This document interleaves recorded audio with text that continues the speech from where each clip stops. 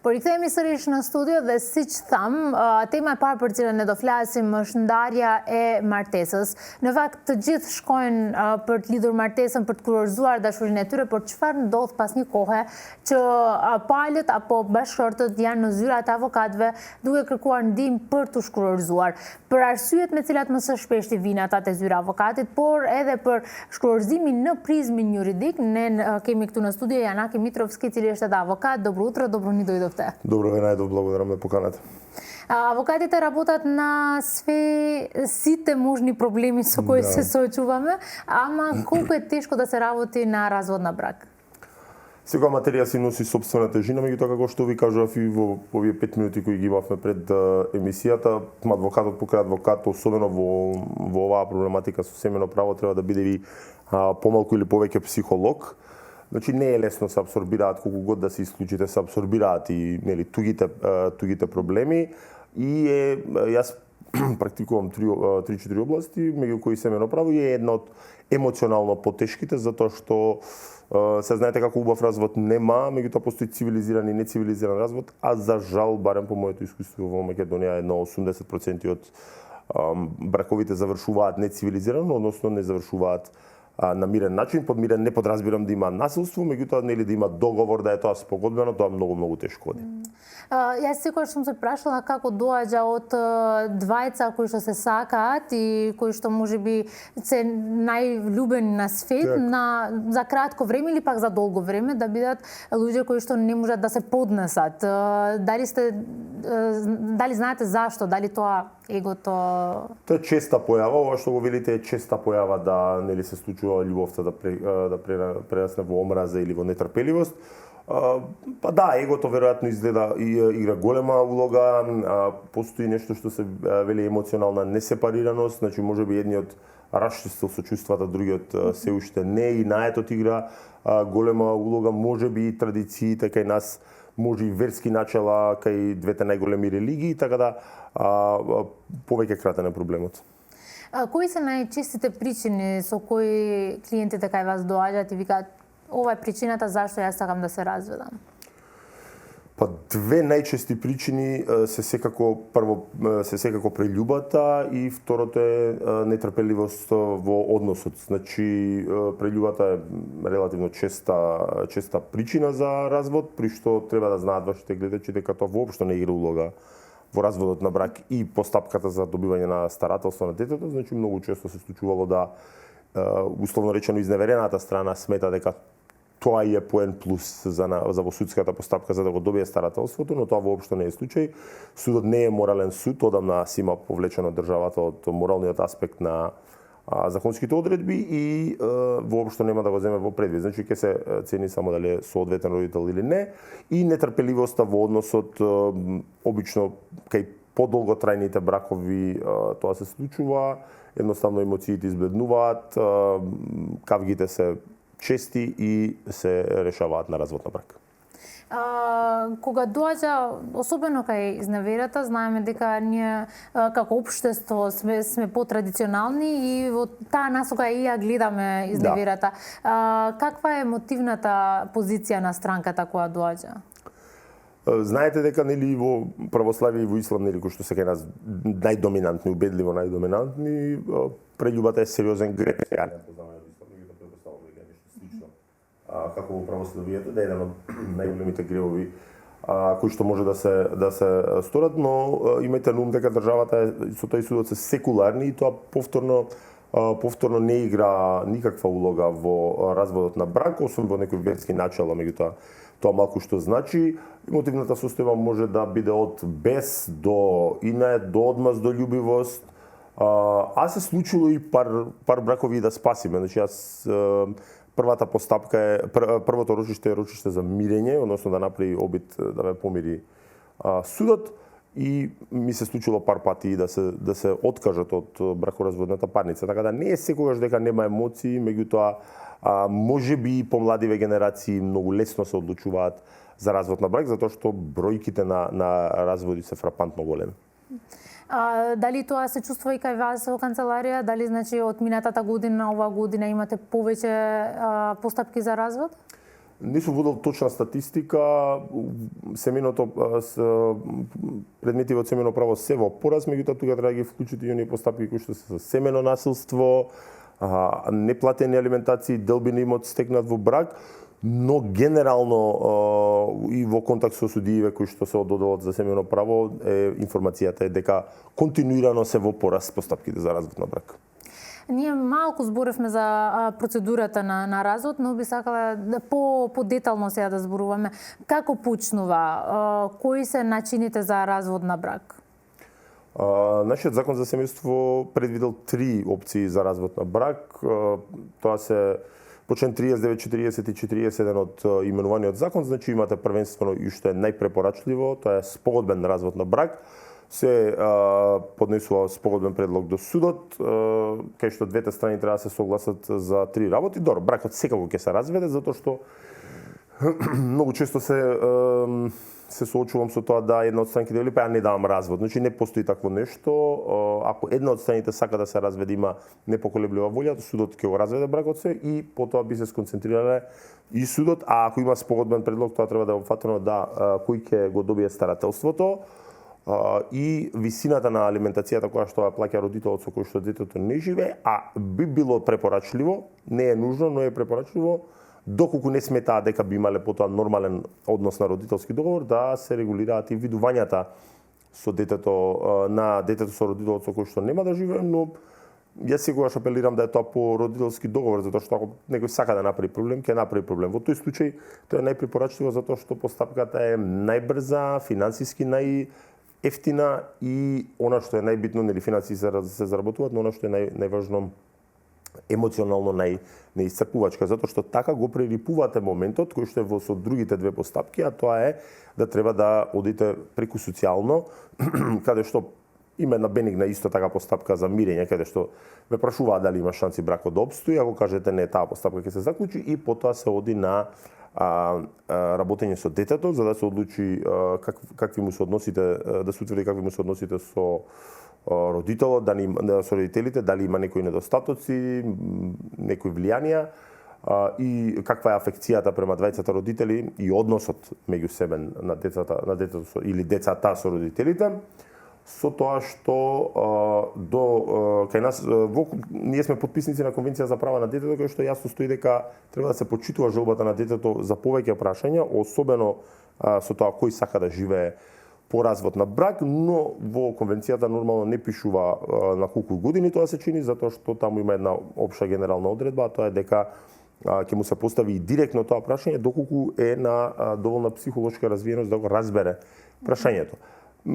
Нормално дека нема одредено граница на години, затоа што дете на 8 години може да биде или нормално поразвиено и од дете од 12 години, но кај нас по пракса се зима некоја возраст од 10 години.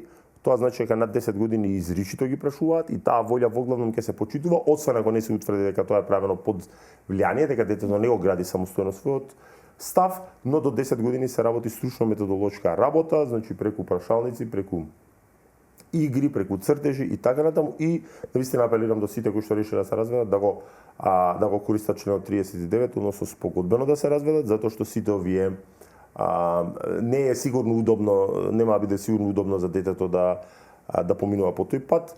Тоа може и повеќе пати да се случува во една бракоразводна парница, па приговори, па може да се оди на вештачење, така да би било паметно да се искористи тој законски основ. Законски основ кој што е најмалку користен кај нас и кој што во мојата кариера на над 330 семејни спорови, само еднаш сум го користел, тоа е по член 41, да фактички прекин има на брачната заедница повеќе од една година, односно повеќе од една година не живеат, затоа што тогаш ќе треба да се докажува дека не живеат повеќе од една година и затоа ако не се разведат спогодбено најчесто се користи член 40, тоа се непомирливи разлики. Народски кажано не оди повеќе и еден од двајцата решиле да покренат тужба за развод.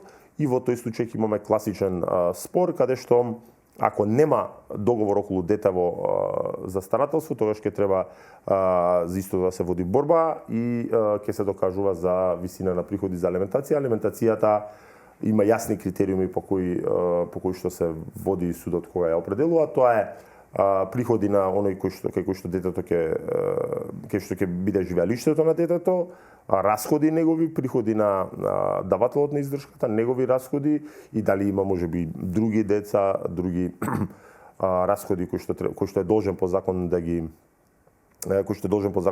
помирува, да ги намирува и она што е многу важно, возраста и потребите на детето. Не може да се очекува дека дете од 1 година има исти потреби како дете од 12-13 години и алиментацијата треба да биде соодветна на тоа.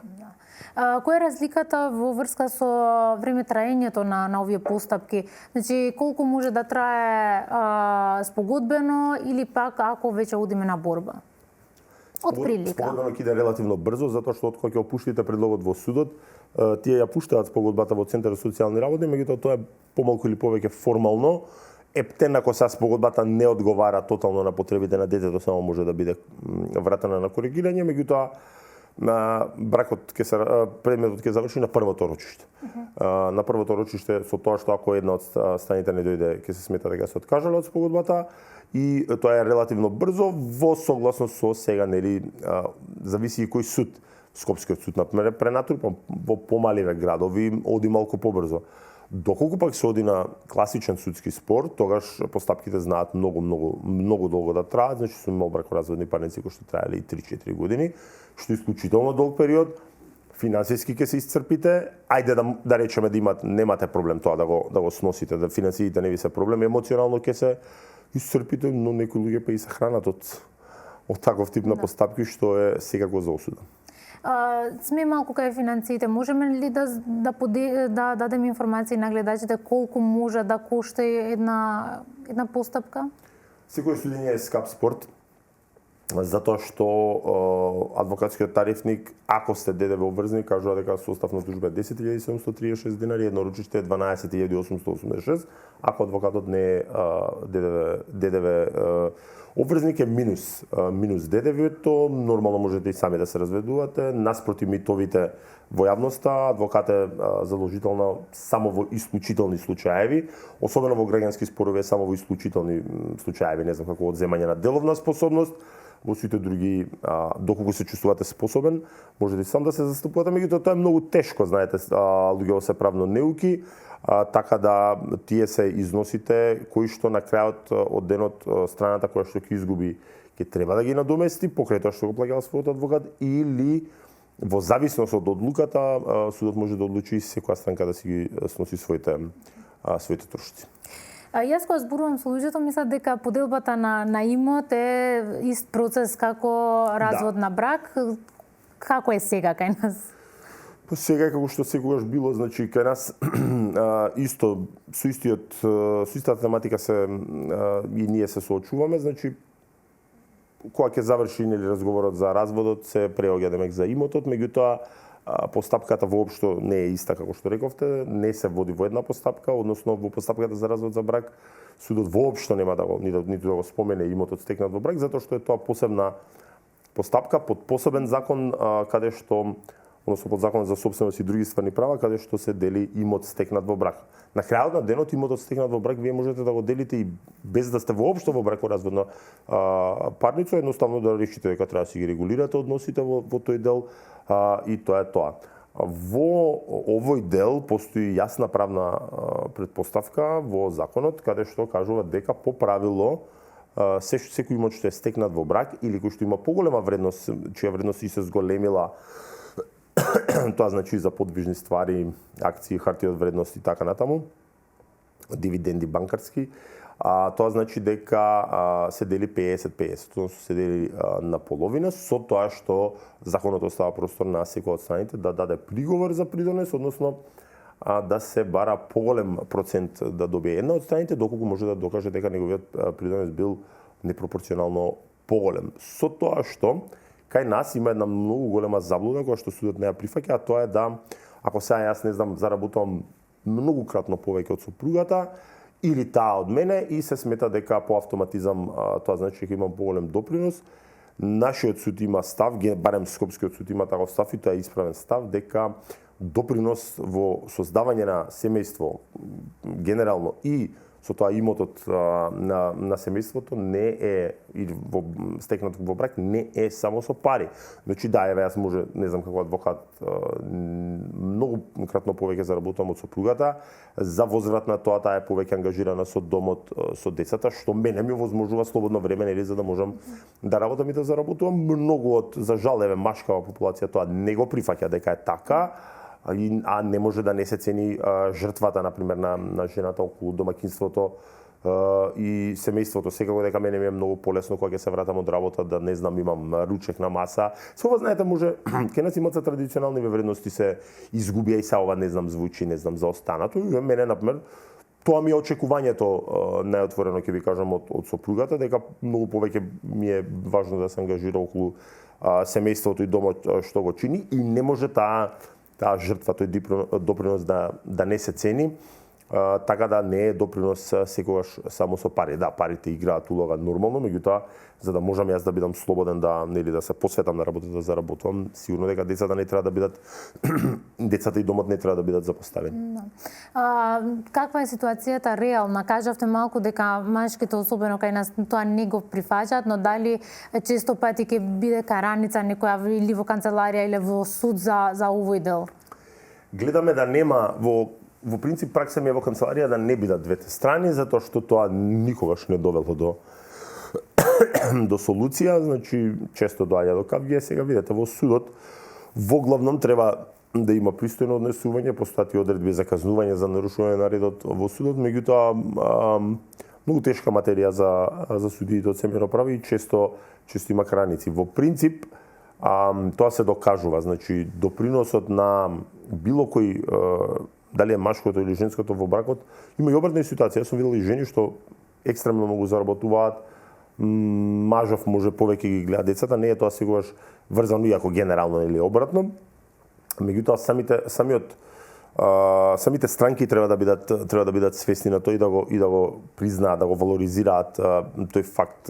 На крајот на денот ако се заинатите, не знам, за 3000 денари разлика во алиментација, што тоа ќе значи ако вие ќе треба 2 години да се судите за тоа да го докажувате и да се изложите себе си на трошоци. Многу стереотипи има околу мојата професија. Јас бев и на трибина на една идиотско здружение, нема да го споменам кое што заговара 50-50 родителство по развод на брак.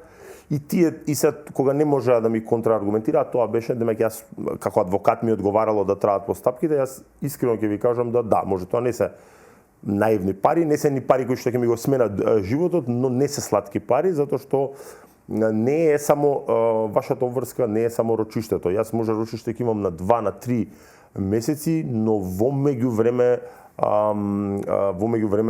сте и на располагање на странката малтене 24/7. Така да секогаш за мене е препорачливо да се бракот разведе спогодбено.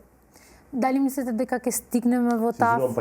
Па и имотот стекнат во брак исто така може да се регулира со спогодба.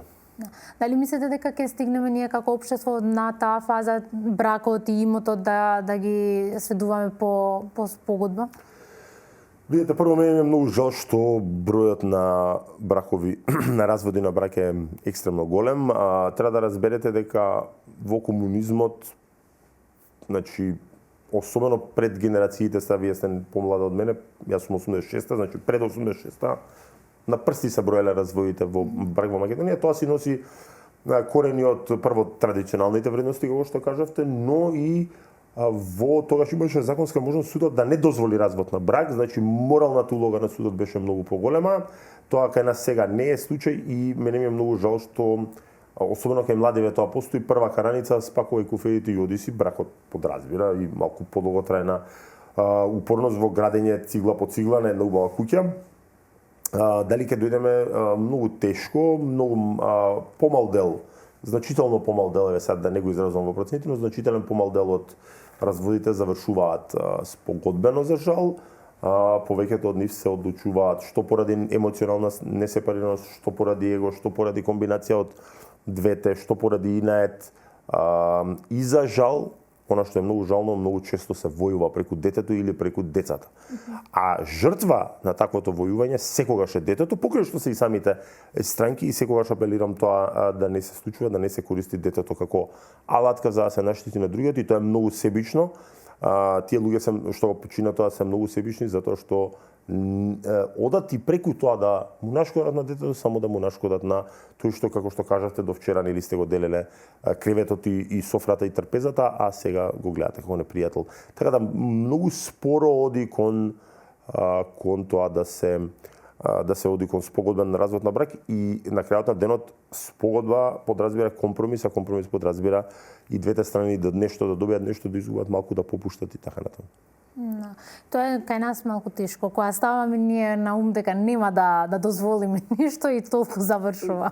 Традиционалните вредности кај нас мислам дека се тука пресудни. Верата исто така игра голема улога. Знаете дека е во принцип непоимливо и за православие и за ислам да се разведува бракот. Така да, меѓутоа сепак секуларна држава сме, јас апелирам апсолутно, ако се оди на развод на брак, ако веќе мора да се оди, тоа да се направи спогодбено. Господине Јанаки, благодарам многу што бевте дел од студиото. Благодарам, Успеј.